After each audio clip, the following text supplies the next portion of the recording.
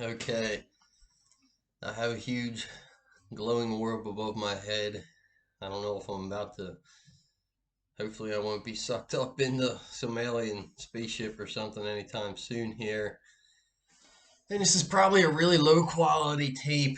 I'm just a guy doing this for the first time, but this really isn't as hard as it seems. We have a lot of fantasy experts out there, but it's a really hard thing to be an expert at fantasy football. I mean, you can be good at it, but in the end, it's a lot of just rolling the dice, a lot of educated guesses with a dice throw mixed in that may or may not work out. I mean, the average guy who's a football fan can probably do it. Um, in fact, 9 times out of 10, when I go to consult the experts, which I advise, I mean, you got nothing to lose by doing it, and I do that. Um, I just find the same suggestions on there that were already rolling around in my own head anyway. So, in other words, I might only learn a little tidbit of information or two more so than I am like really getting a lot. I think they really, if you're more of a casual fan, then sure, then they're an expert and you can learn a lot from them. But I mean, I play pretty intensely all the time anyway. Does that mean I always win? No. Do I consider myself an expert? I have no idea. I don't really care, but I know that I'm decent. And here we go. I know that these are legit. I'm gonna give 5 people, and don't expect to find anything here you haven't necessarily seen elsewhere either. But 5 players, and I'm gonna make a case for each one for Week 4, 2020. Why I think they could bring you some real upside down the line. And I may skip over some more common or popular names, possibly. So this isn't necessarily the 5 must-haves, just 5 guys I think are worth a bench spot for a week or two, see how they perform here. And number one, obviously, Justin Jefferson, my gosh, I drafted him myself. And on expert advice, I dropped him, although I didn't necessarily think it was that good of an idea. But when I watched Kirk Cousins throw the ball, I thought, gosh, this Vikings offense is just so bad. Um, you know, and who really could have expected? I got a little coffee here. Who could have expected him to turn the corner that much that fast? Now a lot of it did come on one play, a 75-yard touchdown. Will we see it again? I mean, they defenses were giving attention to Thielen, and coming up now they're going to be kind of starting to pay a little more attention. Kirk Cousins is so darn inconsistent. You have weeks where he'll throw 90 yards and a pick or two, or maybe he'll throw 150 yards and a pick, and in other weeks he'll throw 302 touchdowns. But will this Vikings offense get into a sudden roll of consistency? I don't know. That's why I'm like, if you don't get Justin Jefferson this week, there are some other options here. Now, if you can, obviously try to get Jefferson. My number 2 guy who I like as much or almost as much as Jefferson would be T. Higgins. And the reason why, when you look at T. Higgins, you're looking at Joe Burrow's throwing the ball really well right now. They're going to try to get Higgins in there because what do they got to lose? They're sorry to the Bengals fans out there, the Cincinnati Bengals. I mean, they're going to try to get this guy on the field. They're going to see what they have in him. They have a lot of okay wide receivers on that team that are mixing in Alden Tate, Mike Thomas. Guys like that aren't necessarily that bad, but Higgins is their guy. He's overtaken John Ross, who I don't like for the rest of this season.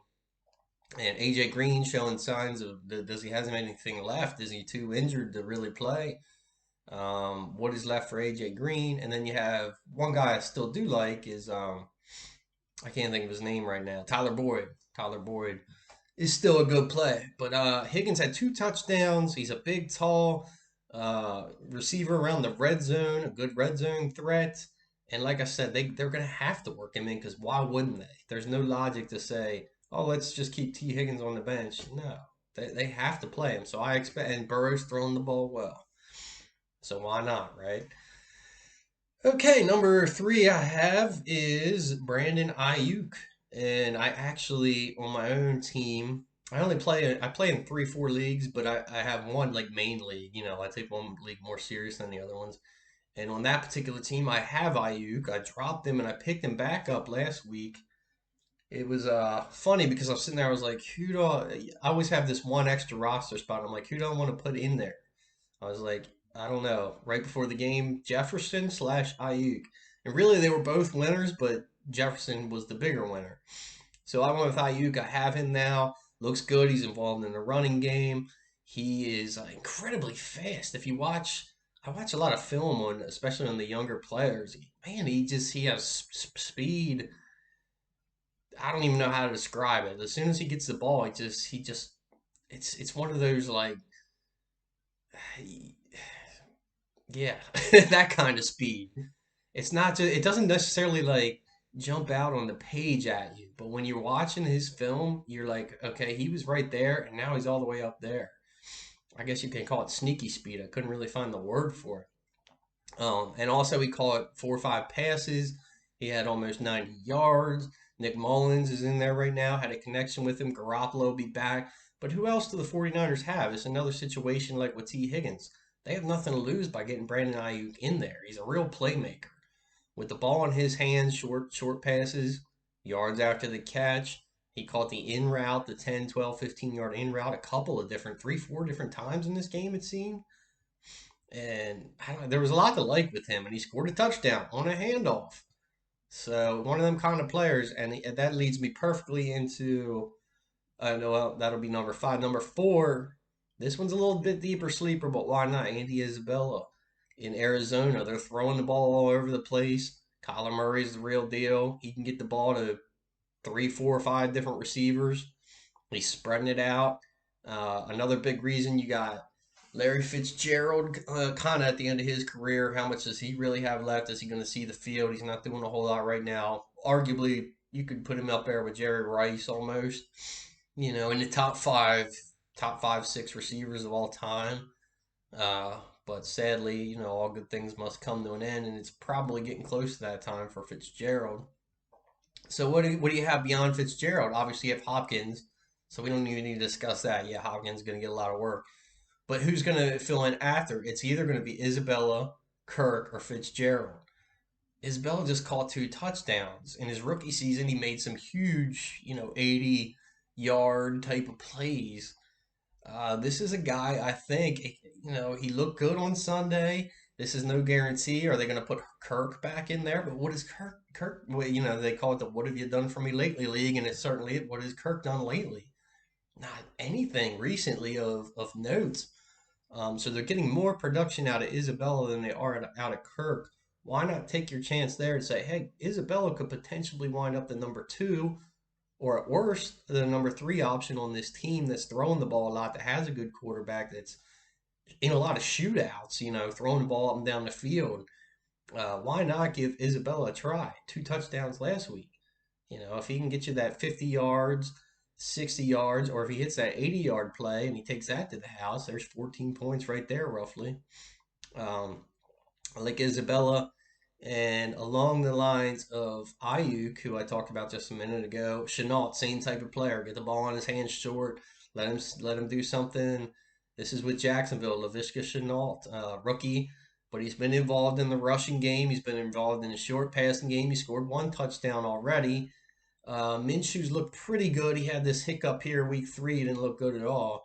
But the first 2 weeks, they were really spreading the ball around a lot. That's one thing. That's why I got him number 5. Jacksonville loves to kind of spread it out, but not like Arizona does, just between 3, 4 receivers. Jacksonville will hit all kinds of different receivers. It seems they kind of rotate receivers around. You have Chark, who's injured right now, so pay attention to his status. Then D. Westbrook even played last week. I know he hasn't been playing much. You have Keelan Cole mixing in a lot. You have O'Shaughnessy, the tight ends, getting a lot of work. And there's one other receiver I can't even think of right now that I'm just blanking on, who also gets work in there. But my point being, Jacksonville kind of likes to rotate the receivers. Chris Conley, he got a lot of work last week. So you got 4 guys, and it's like, okay, well, who's one? Who's obviously Chark's 1, but then who's the true 2? Who's the true 3? Who's the 4? it's similar to Arizona, but even a little worse in terms of receiver by committee, as they want to call it. Jacksonville tends to do that. But Shenault has made some plays. He is getting some volume. He's involved in the rushing game. He's a dynamic young player, young star. A lot of people were saying he could have been a first round pick. He had a bit of an injury history, so he slipped, and Jacksonville got him later in the draft. But anyway, I think he is somebody that may have some value down the line, may be able to help your fantasy team in the next couple of weeks here. So under the radar a bit. Okay, but so my top five again. Number five, Laviska Shenault, Jacksonville. Number four, Andy Isabella, Arizona Cardinals. Number three, T. Higgins, Cincinnati Bengals. Two, Brandon Aiyuk from the 49ers. Number one, Justin Jefferson. These would be my picks that I believe could return the most upside to you down the line. I would take these guys, I think, over the likes of Greg Ward, over the likes of Lazard. Lazard, yeah, he could be good. He had a big game. My thing with him is as soon as Adams gets back in there, Lazard and Valdez Scantling toggle back and forth between, okay, who's going to get the crumbs that are left over from Adams. So yeah, he had a big game, but once Adams is back in there, it's like Adams and who else? It's Adams and Jones, and then the rest is like kind of suspect in my opinion. Alshon Jeffrey, yeah, he'll be back, but the Eagles don't look good. How long? If he does come back anytime soon, which it looks like he might, will he last long? It's going to be another 2 games. And he's going to be on the sidelines again. Will be in shape? Who knows what kind of shape he's in right now? He hasn't had much in terms of training camp. It was already a shortened training camp anyway. I'm sure he's working out and stuff like that, but you got to be kind of, I don't know, it's kind of 50-50 on him.